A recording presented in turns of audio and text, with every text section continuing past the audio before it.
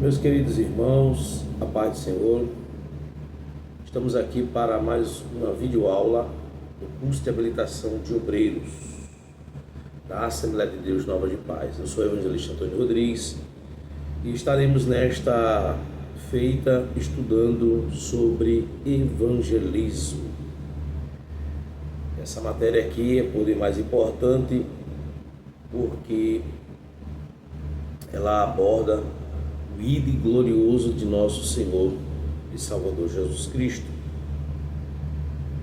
E eu quero lhe convidar para a gente debruçar sobre este assunto. Seja muito bem-vindo.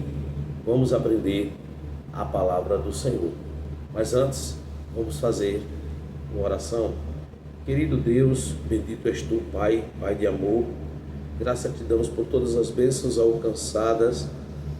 Que o Senhor possa iluminar o nosso entendimento, abrir as nossas faculdades mentais para que possamos entender, compreender e aceitar a tua vontade, que é boa, perfeita e agradável. Por isso te peço, nos dê a direção, tome a direção da nossa vida em nome de Jesus. Amém. Amados, evangelismo. Introdução. O propósito real de Jesus ao chamar os 12 discípulos foi que eles dessem continuidade à propagação do reino de Deus. Pentecoste foi a confirmação para aquele momento de que eles deveriam continuar, transportando assim o evangelho por toda a face da terra e levando o ide por todo o mundo e pregai o evangelho a toda criatura. Isso foi a ordem imperativa do nosso Salvador, Jesus Cristo, Filho de Deus. Conforme Marcos 16:15, a igreja é uma igreja que vai e não uma igreja que se senta. Jesus nos salvou. Agora comece a propagar as boas novas.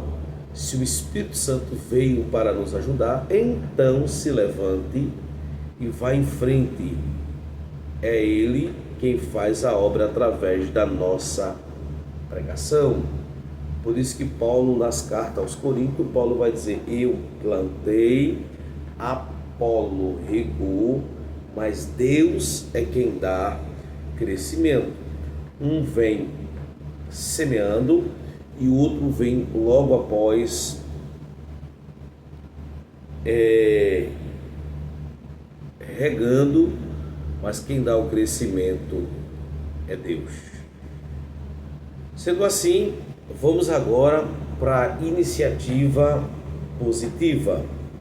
É o primeiro assunto após a introdução desta aula. A Bíblia aconselha: tudo quanto vier à mão para fazer, faze-o conforme tuas forças. Eclesiastes 9:10. Entra na vinda de Deus, mesmo que vidime pouco, entra na vinha de Deus, mesmo que vidime pouco. O sinal do Cristo vivo é um túmulo vazio, não uma igreja vazia. A Bíblia é uma história de sucesso. A ideia de um evangelho que não avança é exatamente o oposto do evangelho que lemos na palavra.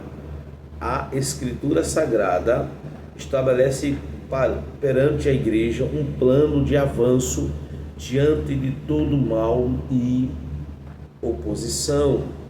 E olha aí que o evangelho de Cristo é vivo e eficaz, assim como é a sua palavra. Ou seja, o sinal que Cristo está vivo é um túmulo vazio e não uma igreja vazia. Quando a igreja local não evangeliza, a congregação vira um túmulo vazio, porque Cristo não está no túmulo, ou seja, deixa de ser congregação para ser um túmulo, né?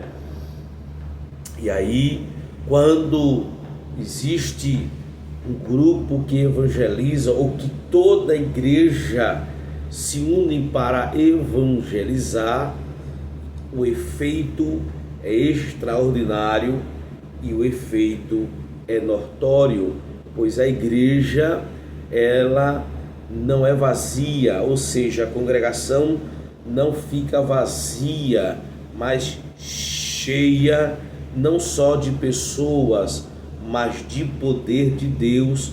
E nós podemos contemplar no livro de Atos dos Apóstolos, quando a igreja cresce também o número de milagres, de prodígios, de sinais, porque não é só crescer em quantidade de pessoas, mas também nos milagres e nos prodígios. Segundo ponto desta lição é a tarefa de ganhar almas. A razão para ganhar almas é que nos leva a tão grande tarefa. Já dizia o sábio Salomão: quem ganha almas, sábio é. Ou seja, ganhar almas foi a grande finalidade da vida de Jesus aqui na terra. A salvação para todos os homens, conforme primeira carta a Timóteo 2 e 4. Como crerão se não tem quem pregue? Romanos 10, 14. É uma ordem do Senhor Jesus, Mateus 28, 19 e 20. Ganhar almas é um privilégio de todo crente, porque fomos salvos para essa tarefa. 1 Pedro 2 e 9, Lucas 8 e 39. Somente o Evangelho de Cristo tem poder para a salvação do mundo. Somente os crentes poderão fazer esta obra. E lembrando que na carta aos Gálatas, Paulo vai dizer que os anjos desejaram fazer esse trabalho, né? Tudo indica que o Espírito Santo revelou a Paulo que os anjos desejaram pregar o Evangelho. E eu acho muito lindo quando o pastor Napoleão Falcão, em todas ou em quase todas as suas mensagens, ele fala sobre o Evangelho eterno, conforme o livro do Apocalipse, que as duas testemunhas, duas oliveiras, as duas testemunhas irão pregar o Evangelho eterno, as boas novas de salvação. Ganhar almas é uma tarefa, tarefa de ganhar almas, e agora ganhar almas é uma tarefa. O terceiro ponto desta nossa lição, desta disciplina. Letra A é uma tarefa sublime, 1 Coríntios 13, 9. Letra B é uma tarefa espiritual, 2 Coríntios capítulo 5, verso 20. Letra C é uma tarefa divina, Lucas 19, 10. E letra D é uma tarefa urgente, João capítulo 9, versículo de número 4. Quarto ponto da nossa lição fala sobre condições necessárias para um próspero ganhador de almas, ou seja, quais são as condições necessárias para um ganhador de almas prosperar. Primeiro, ser salvo. Segundo, ter um bom testemunho. Terceiro, viver aquilo que prega. E quarto, ser irrepreensível para não ficar reprovado. Que palavra, que maravilha. Eu estou correndo porque eu quero resumir esta lição e peço, querido aluno, que estudem, estudem a apostilha para poder ser bem sucedido no momento da prova. Método de evangelismo. Existe sim um método de evangelismo. A Bíblia nos mostra dois métodos de evangelização. Ambos foram utilizados por Cristo nosso Salvador, que são evangelismo pessoal e evangelismo em massa. Olha que coisa importante. A igreja local, junto com a campanha evangelizadora, precisa acordar para esta realidade. O evangelismo pessoal é tão importante com evangelismo em massa. Evangelismo pessoal vai falar sobre a evangelização de Nicodemos, João capítulo de número 3. Podemos também mencionar Jesus evangelizando a mulher samaritana, isso é evangelismo pessoal. João 4, vida exemplar como testemunho de um cristão autêntico. Olha que coisa importante, não podemos esquecer isso. O evangelista, ele pode, não digo evangelista de posição eclesiástica, mas evangelista, aquele que evangeliza, ele tem que atentar para esta verdade, esta realidade, que é a questão aqui da vida autêntica de um cristão, ou seja, o seu testemunho exemplar da sua vida é muito importante. E eu já quero mencionar aqui um texto de 2 Reis, quando Eliseu ele passava e a sunamita o observava. Chegou um momento em que a sunamita, não é sulamita, sulamita é aquela mulher que Salomão descreve em Cantares de Salomão. Sulamita é o nome dela. Sunamita não é o nome, é como eu posso dizer, diz respeito à nacionalidade, no caso sunamita, porque era de Sunem. Esta mulher, ela observava Eliseu e atentou para a sua vida santa, irrepreensível e exemplar, autêntica, de um profeta de Deus. E chegou um momento em que ela chama o marido e menciona as qualidades, as virtudes, porque assim ela a observava. Bom, vamos agora para o evangelismo em massa. E aí houve esse evangelismo em massa em Samaria, na Galileia, no mar da Galileia, em um lugar deserto e em Jericó. Logo ao lado tem as referências, e aí você pode, no momento da sua leitura, da sua busca,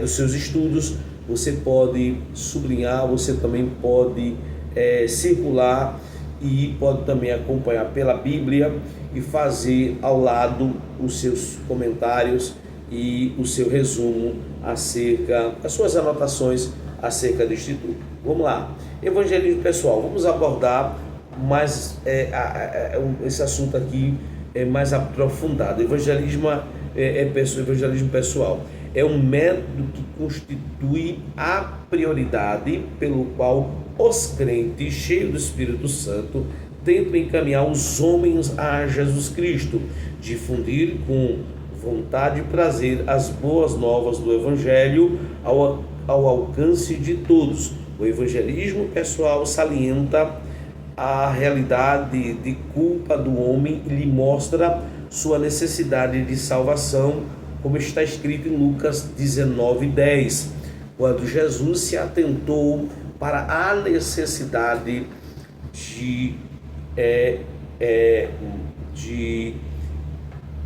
meu Deus, me ajude, de Zaqueu, porque tem Bartimeu, tem Mardoqueu, e aí é tudo com eu, e a gente muitas vezes confunde, né? E aí foi Zaqueu, e Jesus viu a necessidade de ir na casa dele e evangelizá-lo. Existe essa questão também de evangelizar nos lares. Jesus mostra isso aí, fazer visita. Jesus disse a Zaqueu: hoje me convém pousar em tua casa. Ou seja, Zaqueu, eu vou na sua casa, mas eu não vou apenas me alimentar, eu não vou apenas comer o teu pão, não. O meu intuito de ir lá é evangelizar, é falar do amor do Pai, da grandeza de Deus, de ter me enviado, né, para salvar o mundo. Olha que coisa importante. E através de Zaqueu, no arrependimento, na confissão de Zaqueu, Jesus ele dá a palavra, que é a palavra extraordinária: hoje veio salvação a esta casa, a este lar. Dá-se a entender que não só Zaqueu foi salvo, mas toda a sua família, conforme Lucas 19. Eu sempre gosto de, quando estou mencionando o texto de Zaqueu, eu gosto de sempre mencionar também o texto de Simeão, o fariseu. Ou seja, na casa de Zaqueu, Jesus, no caso de Zaqueu, ou seja, no texto ou na história de Zaqueu, Jesus se convida para ir na casa dele. Já na casa de Simão, já na história de Simão, o fariseu, ele convida a Jesus. Na casa de Zaqueu, a confissão de pecados. Na casa de Simão, o fariseu, a acusação de pecados. Ou seja, o Simão fariseu, ele acusa Jesus de não ser profeta, ou seja, ele subestima o poder do mestre de conhecer a necessidade e conhecer a condição de um homem e de uma mulher, porque Simão fariseu, ele tão somente subestimou a Jesus quando aquela mulher lavava os pés de Jesus com lágrimas e enxugava com os seus cabelos, né? E ungia a cabeça de Jesus com óleo. Ele subestimou, porque no seu coração, no coração de Simão o fariseu, ele arrazoava dizendo: se este homem fosse profeta, de certa forma ele saberia que tipo de mulher é essa e quem lhe toca. E aí nós vamos entender que Simão fariseu cometeu um erro gravíssimo, e aí Jesus vai lá e ensina ele através de uma parábola. Nós vamos ver aí alguns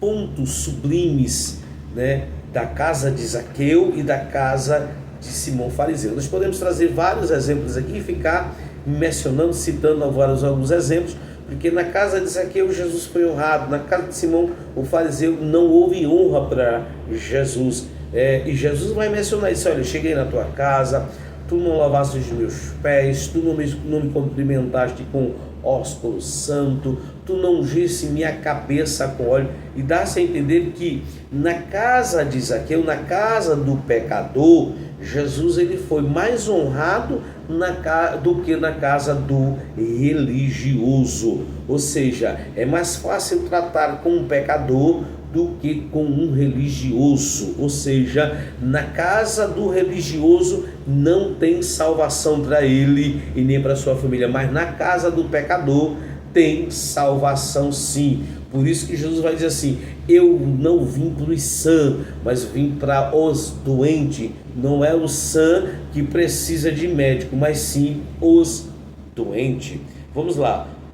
Podemos também afirmar, dizer que o evangelismo é o uso da palavra de Deus diariamente na vida de cada crente, de maneira que tal que o envolvido pelo ardente anseio e zelosa vontade no coração de se conseguir o maior número possível de almas, a fim de que gozem da gloriosa paz do nosso Senhor Jesus Cristo e Salvador, e que trabalhe todo tempo, a todo custo, em todo e qualquer lugar, ainda que seja o mais difícil de chegar. Porque tem que ter este ardente desejo no coração do que vos fala e do que me ouve.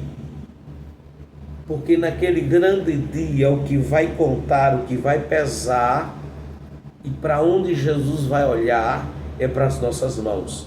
E já tem um hino da harpa que diz: posso, tendo as mãos vazias, com Jesus me encontrar. Quantas almas poderia ao Senhor apresentar? Ou seja, que os irmãos, alunos aqui do curso de habilitação de obreiros, Assembleia de Deus Nova de Paz, possa despertar para essa realidade e possa atentar para isso aqui, tá bom?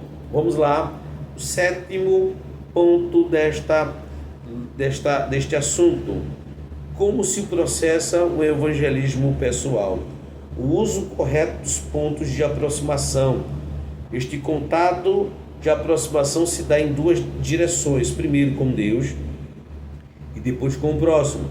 Se não houver este contato, não há evangelização. O ponto de aproximação será a chave para tornar o interlocutor mais acessível ao diálogo, que poderá levá-lo a reconhecer os seus pecados e a conversão.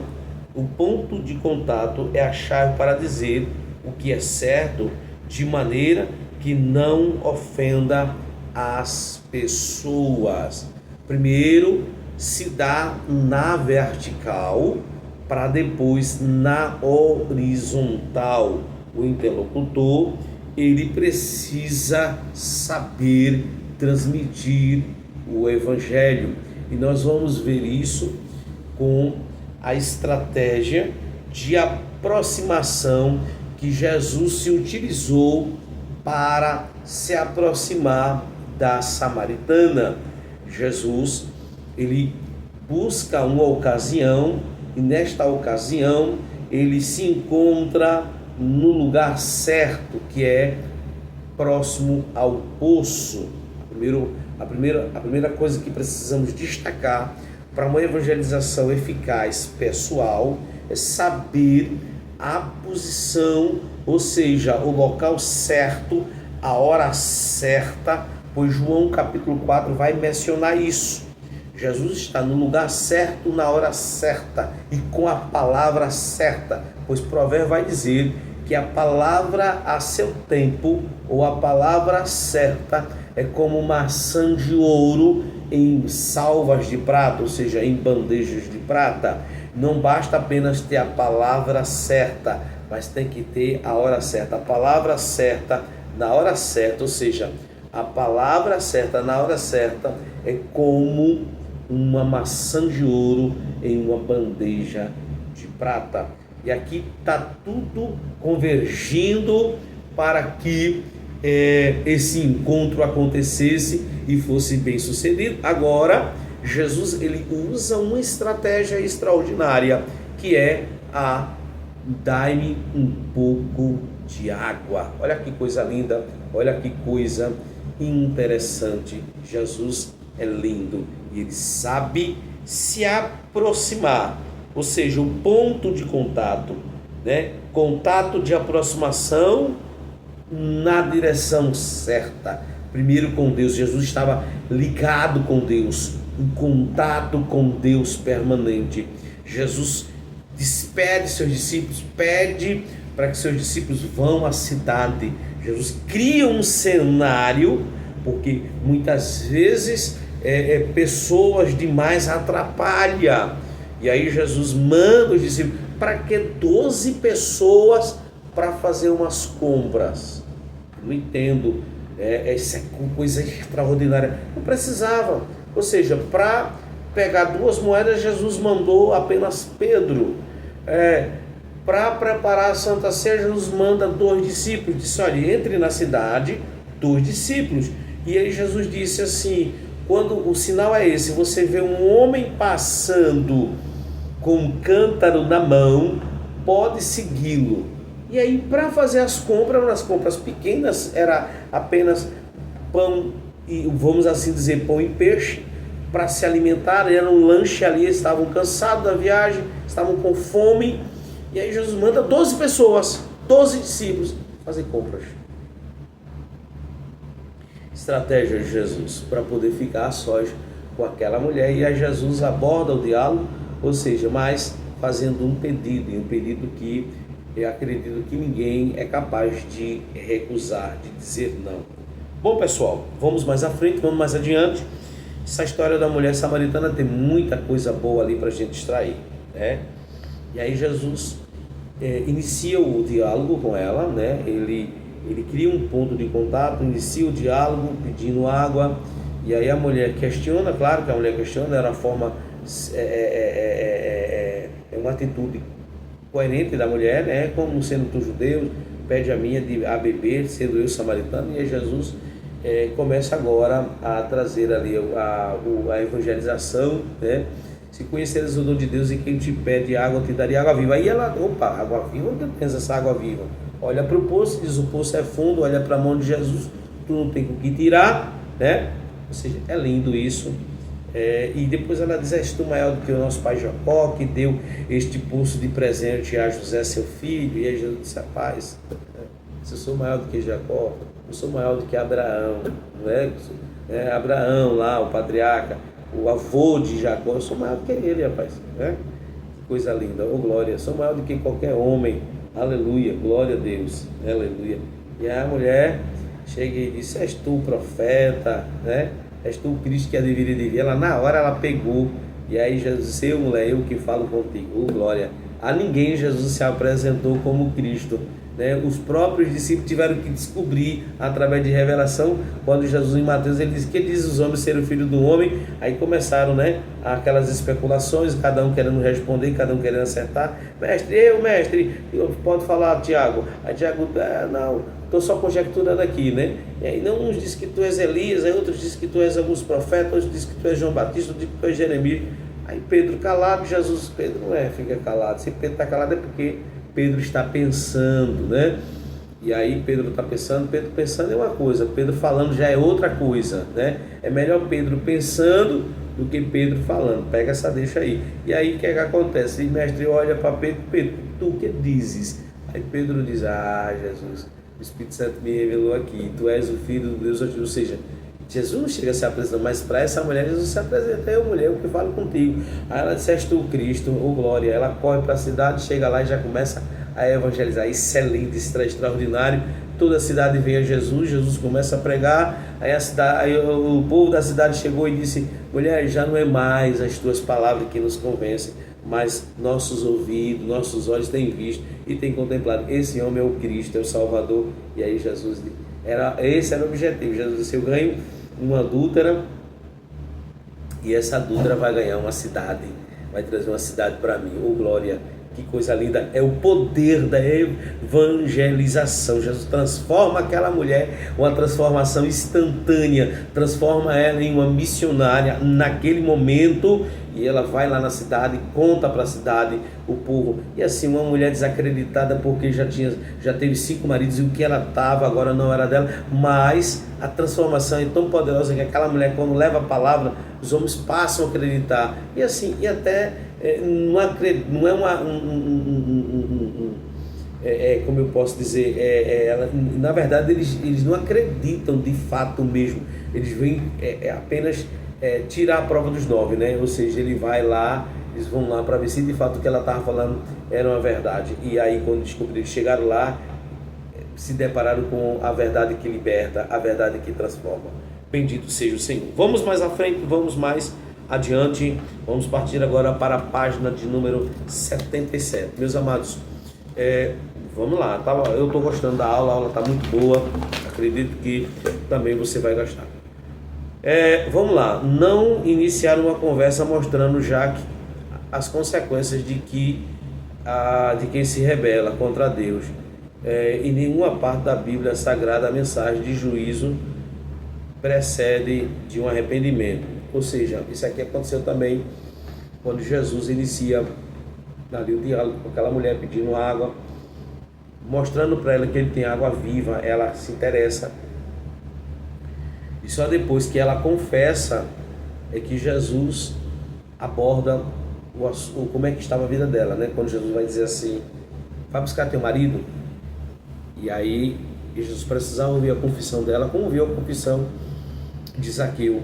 E ela disse: eu não tenho marido. E aí Jesus: disseste bem, porque o que tu tens já tivesse 5, e o que tu tens não é teu. E aí foi quando ela olhou para Jesus e disse: és tu o profeta? És tu o Cristo?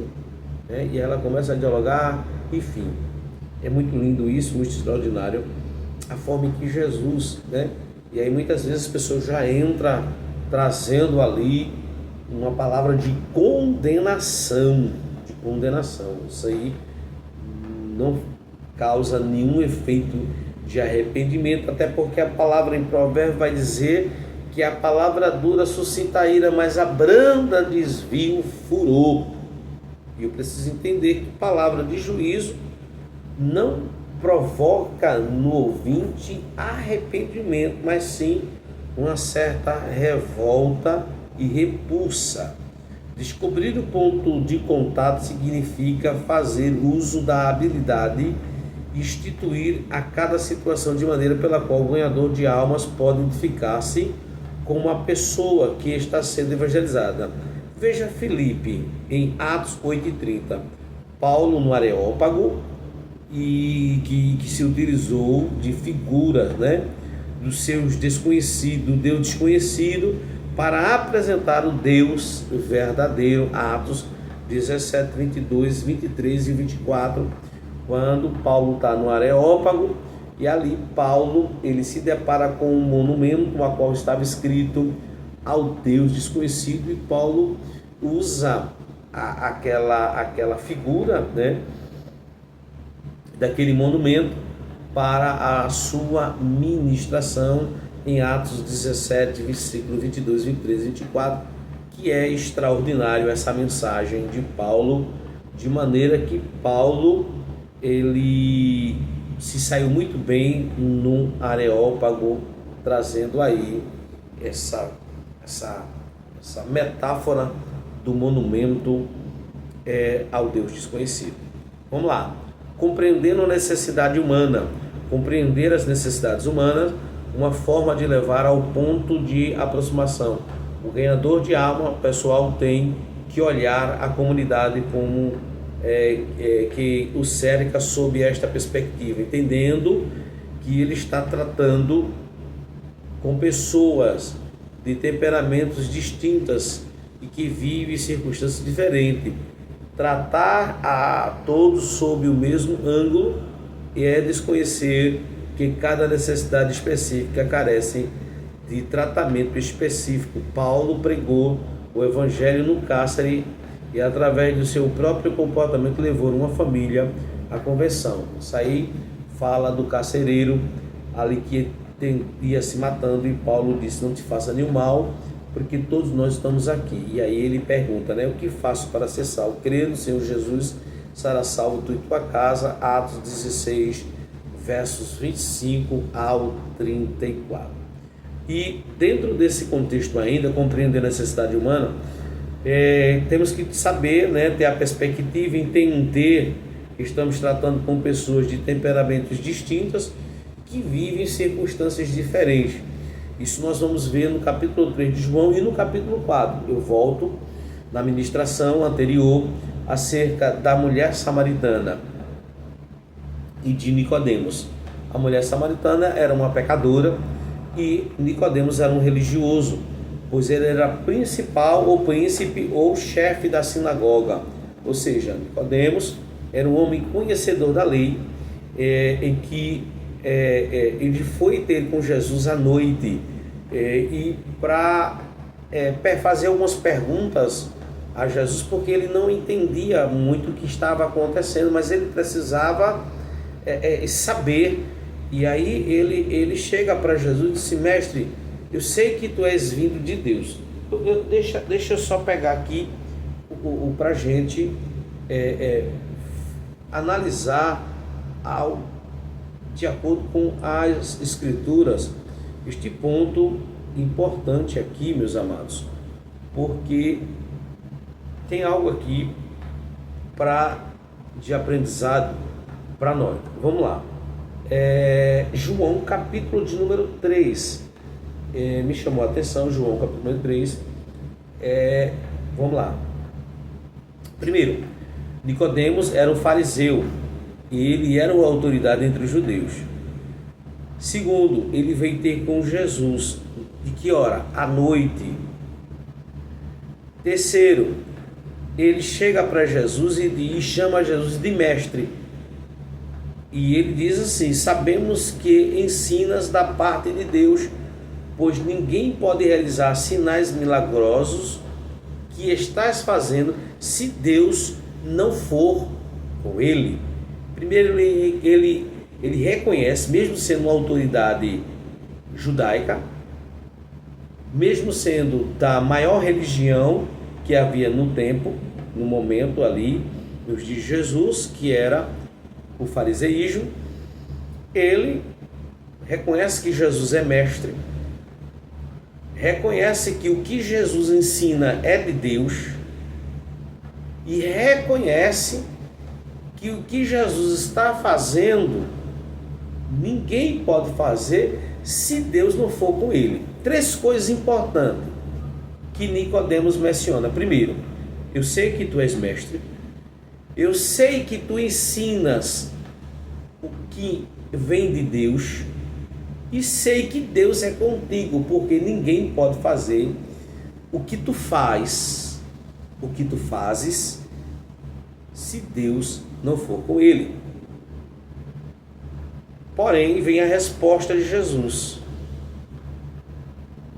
Veja bem, no versículo de número 3, Jesus responde e declara: digo a verdade, ninguém pode ver o reino de Deus se não nascer de novo. Observa que fariseu, a autoridade dos judeus, reconhece que Jesus é mestre, que Jesus ensina da parte de Deus e que Jesus tinha vindo de Deus, porque ninguém podia fazer essas coisas, esses milagres, se Deus não fosse com ele. Só que Jesus devolve a ele com uma interrogação, com algo para ele pensar, dizendo que para ver o reino de Deus tinha que nascer de novo. E isso perturba Nicodemos. Por que eu estou trazendo isso? Porque eu mencionei o diálogo de Jesus, a abordagem de Jesus com a samaritana totalmente diferente isso aqui é evangelismo pessoal, da abordagem. Por isso que precisamos conhecer o contexto geral de pessoas que nos cercam, a circunstância em que aquela pessoa vive, a condição social dela, a cultura dela, porque a cultura da mulher samaritana aqui, a cultura e a condição social de Nicodemos aqui, ou seja, ele era da maior seita, fazia parte da maior seita dos dias de Jesus, era uma autoridade entre os judeus, e aí o tratamento de Jesus foi diferente com ele, né? Aí Nicodemos perguntou: como alguém pode nascer de novo sendo velho? É claro que não pode entrar pela segunda vez no ventre da sua mãe e renascer. Respondeu Jesus: digo a verdade, ninguém pode entrar no reino de Deus se não nascer da água e do Espírito. Olha aí, Jesus agora vai dizer que a questão não é apenas ver, a questão é entrar. Porque no versículo 3, Jesus vai dizer que ninguém pode ver o reino de Deus se não nascer de novo. Perdão. No versículo 4, Jesus vai dizer, né? No versículo 4, ou melhor, no versículo 5, Jesus vai dizer que ninguém pode entrar. No 3 ele diz ninguém pode ver. No 4, no 5 ele diz ninguém pode entrar. E aí Jesus ele vai reformular ali aquela mensagem, só que mudar algumas coisas. No 3 ele disse ver. No 5 ele diz entrar, se não nascer da água e do Espírito. E é forte isso aqui. Bom, gente, estamos caminhando para a primeira parte, no final da primeira parte, a verdade é essa, para não ficar muito prolongado aqui. Já estamos com 40 minutos de estudo e vamos parar, tomar uma água e nós iremos retornar logo após. Vai ficar em 2 vídeos, nós vamos dividir essa aula em 2 partes, tá bom? Mas fica aí para você a questão. Eu quero só finalizar aqui